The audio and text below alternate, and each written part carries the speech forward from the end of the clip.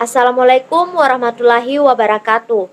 Perkenalkan, nama saya Ririn, Stambuk A40121196. Saya dari kelas E.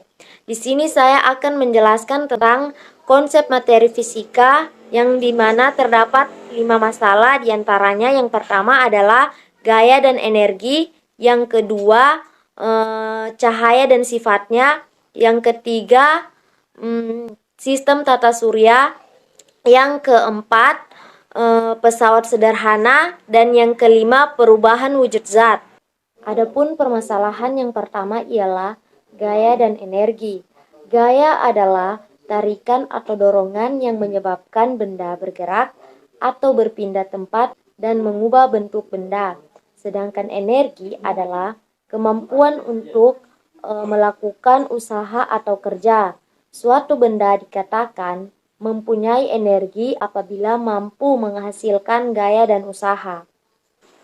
Adapun masalah yang kedua yaitu cahaya dan sifatnya. Cahaya merupakan suatu energi yang berbentuk gelombang elektromagnetik, di mana energi ini memiliki panjang gelombang antara 380 sampai dengan 750 nanometer. Contoh sumber cahaya adalah matahari, lampu, api, dan lain sebagainya.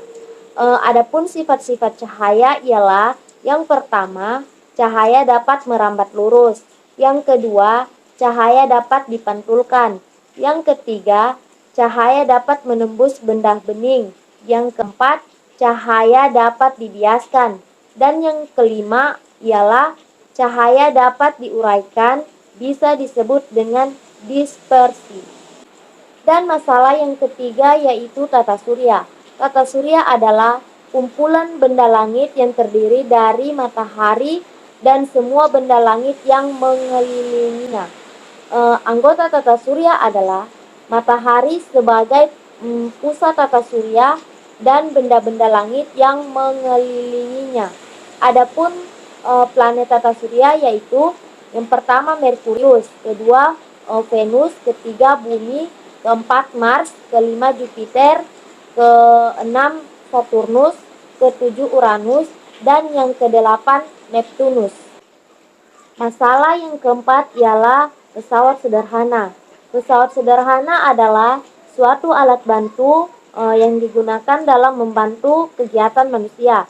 Adapun salah satu contoh pesawat sederhana yang digunakan oleh manusia yaitu bidang miring. Contohnya untuk menaikkan drum ke atas truk menggunakan papan kayu yang dimiringkan. Dan masalah yang kelima ialah perubahan wujud zat. Perubahan wujud zat merupakan perubahan yang terjadi dari satu bentuk zat ke bentuk zat lainnya.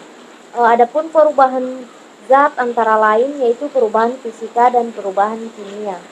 Contoh perubahan fisika yaitu seperti membeku, mencair, menguap, meleleh, mendidih, dan lain sebagainya. Sedangkan perubahan kimia contohnya yaitu kayu terbakar, petasan yang meledak, makanan membusuk, dan lain sebagainya. Dan soal yang kedua yaitu mengemukakan masing-masing satu masalah yang berhubungan dengan materi pokok fisika dalam kehidupan sehari-hari yang telah dijelaskan sebelumnya. Materi pokok fisika yang poin A yaitu gaya dan energi. Energi cahaya menjadi energi kimia, misalnya fotosintesis. Yang kedua, energi listrik menjadi energi kimia, misalnya penyetrum aki. Poin B, cahaya dan sifatnya. Pembuatan jendela dengan menggunakan kaca, memanfaatkan sifat cahaya.